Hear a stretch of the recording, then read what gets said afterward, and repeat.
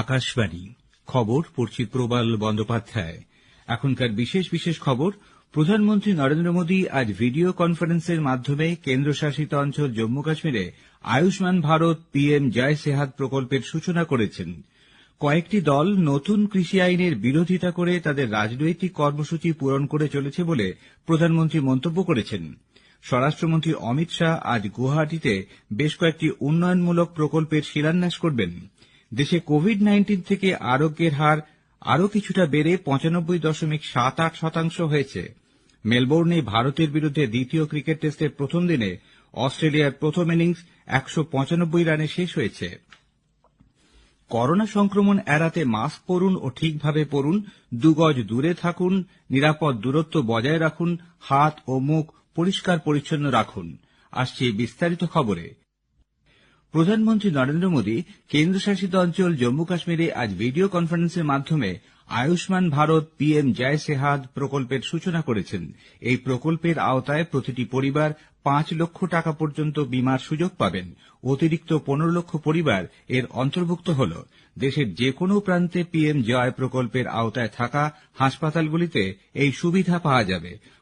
কেন্দ্রীয় স্বরাষ্ট্রমন্ত্রী অমিত শাহ আজ পিএম জয় সেহাত অনুষ্ঠানে অংশ নিয়ে বলেন, কেন্দ্রীয় সরকার জম্মু কাশ্মীরে পরিকাঠামো উন্নয়নে বেশ কিছু পদক্ষেপ গ্রহণ করেছে।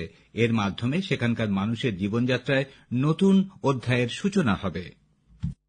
जो शुरुआत प्रधानमंत्री जी ने 2014 से की है, इसको लॉजिकल एंड तक पहुंचाने का काम 5 अगस्त के बाद से एकदम द्रुत गति से स्पीड से शुरू हुआ है और मुझे भरोसा है कि आने वाले 1 साल के अंदर इसको हम देखेंगे कि जम्मू कश्मीर के अवाम के लिए, जनता के लिए एक सारा इंफ्रास्ट्रक्चर का जो हमारा इनिशिएटिव है वो फल देने लगेगा।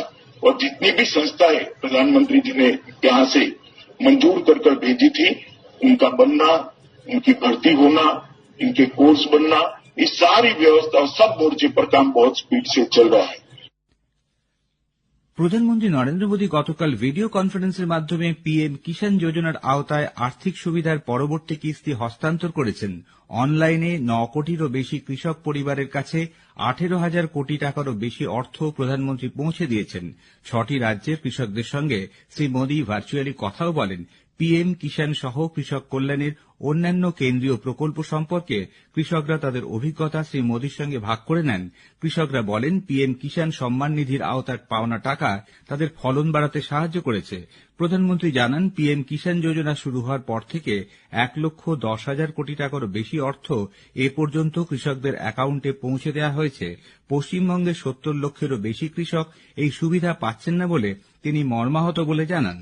শ্রী মোদী আরও বলেন, কয়েকটি দল নতুন কৃষি আইনের বিরোধিতা করে তাদের রাজনৈতিক কর্মসূচি পূরণ করে চলেছে এবং কিছু মানুষ মিথ্যা গুজব ছড়িয়ে যাচ্ছে। কৃষকরা চুক্তি চাষে রাজি হলে তাদের জমি চলে যাবে বলে এমন অপপ্রচারও চালানো হচ্ছে। মাটির স্বাস্থ্য কার্ড, নিমের কোটিং দেয়া ইউরিয়া, সৌর পাম্পের মতো প্রকল্পের সাহায্যে সরকার কৃষকদের উৎপাদন ব্যয় কমানোর চেষ্টা করছে এবং আরও ভালো শস্য বীমার আওতায় কৃষকদের আনতে পিএম ফসল বীমা যোজনা চালু করা হয়েছে এবং কোটি কোটি কৃষক এর সুবিধা পাচ্ছেন। কেন্দ্রীয় স্বরাষ্ট্রমন্ত্রী অমিত শাহ আজ গুয়াহাটির আমিনগাঁওয়ে একাধিক উন্নয়নমূলক প্রকল্পের শিলান্যাস অনুষ্ঠানে অংশ নেবেন। গুয়াহাটির 2য় মেডিকেল কলেজের স্থাপনা অনুষ্ঠানেও তিনি প্রধান অতিথি হিসেবে উপস্থিত থাকবেন। স্বরাষ্ট্রমন্ত্রী অসম দর্শন প্রকল্পের সুবিধাভোগীদের হাতে আর্থিক সহায়তা তুলে দেবেন। একই অনুষ্ঠানে শ্রী শাহ 9টি আইন কলেজের আনুষ্ঠানিক সূচনা করবেন। উল্লেখ্য, স্বরাষ্ট্রমন্ত্রী 2 দিনের উত্তর পূর্বাঞ্চল সফরে আজ সকালে গুয়াহাটি পৌঁছেছেন। মুখ্যমন্ত্রী সর্বানন্দ সোনোয়াল তাকে বিমানবন্দরে স্বাগত জানান। কেন্দ্র জানিয়েছে, চলতি খরিফ বিপণন মরশুমে 54,78,000 ধান চাষী উপকৃত হয়েছেন। ন্যূনতম সহায়ক মূল্য এমএসপি বাবদ তাদের দেয়া হয়েছে 84,178 কোটি টাকারও বেশি। কৃষি মন্ত্রক বলেছে, পাঞ্জাব, হরিয়ানা, উত্তরপ্রদেশ সহ 17টি রাজ্য ও কেন্দ্রশাসিত অঞ্চল থেকে 4,45 লক্ষ টনেরও বেশি ধান সংগ্রহ করা হয়েছে। বিহারে পাটনায় আজ জনতা দল ইউনাইটেডের জাতীয় কার্যনির্বাহী কমিটির বৈঠক শুরু হয়েছে। বিহার বিধানসভা নির্বাচনের পর এটি দলের প্রথম বৈঠক। দলের সভাপতি নীতিশ কুমারের পৌরোহিত্যে 2 দিনের এই বৈঠকে নির্বাচনী ফলাফল বিশ্লেষণ করা হবে। এছাড়া আগামী বছর অসম ও পশ্চিমবঙ্গের বিধানসভা নির্বাচনের রণকৌশলও স্থির করা হবে এই বৈঠকে। খবর শুনছেন আকাশবাণী থেকে। দেশে কোভিড-19 থেকে আরোগ্যের হার সামান্য বেড়ে 95.78% পৌঁছেছে। গত 24 ঘণ্টায় 22,274 জন রোগী সুস্থ হয়েছেন বলে স্বাস্থ্য মন্ত্রক জানিয়েছে। একদিনে নতুন করে সংক্রমিত হয়েছেন 22,273 জন।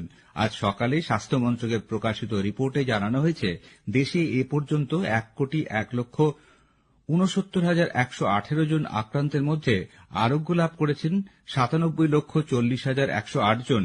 এদিকে সংক্রমিত হয়ে একদিনে মৃত্যুর সংখ্যা গত 6 মাসে এই প্রথম 300-র নিচে নেমেছে। গত 24 ঘণ্টায় মারা গেছেন 251 জন রোগী। ফলে মৃতের সংখ্যা বেড়ে হল 1,47,343। মৃত্যু হার 1.45%। মোট অ্যাক্টিভ কেসের সংখ্যা 2,81,667, যা মোট সংক্রমিতের 2.76%। পশ্চিমবঙ্গে গত 24 ঘণ্টায় নতুন করে 1,541 জন করোনায় সংক্রমিত হওয়ায় এই সংখ্যা বেড়ে হল 5,44,755। গত সন্ধ্যায় স্বাস্থ্য দপ্তরের প্রকাশিত রিপোর্ট অনুযায়ী 24 ঘণ্টায় 1,954 জন সংক্রমণ মুক্ত হয়েছেন। আরোগ্যের হার আরও কিছুটা বেড়ে 95.54% পৌঁছেছে।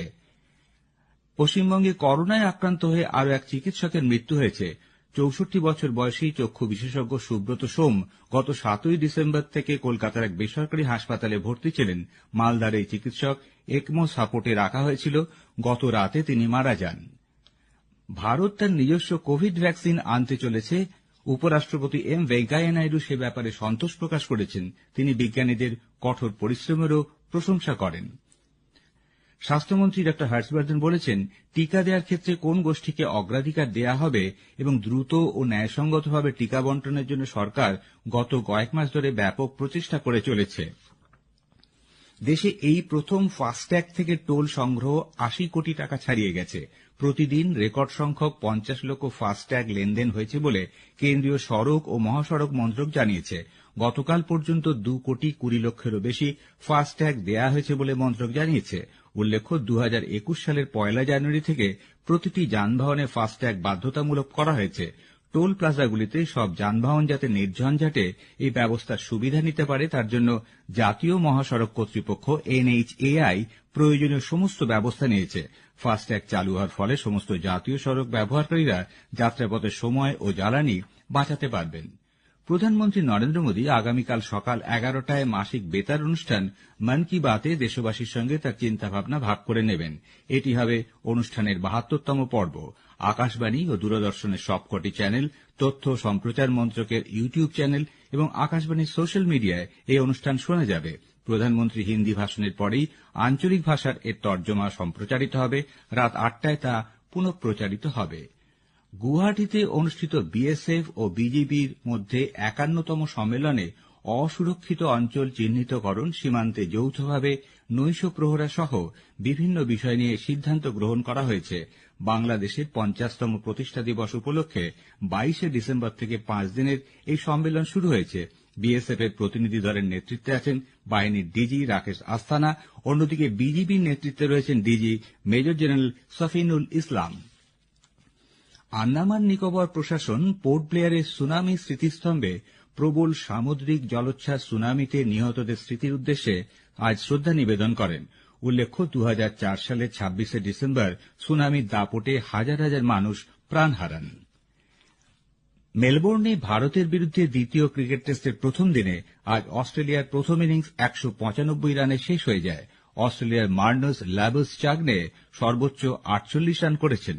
টসে জিতে অস্ট্রেলিয়া প্রথমে ব্যাট করার সিদ্ধান্ত নেয়। 4 ম্যাচের এই সিরিজে ভারত 1-0 পিছিয়ে আছে। শেষ করার আগে বিশেষ বিশেষ খবরের কিছু অংশ আবার পড়ছি।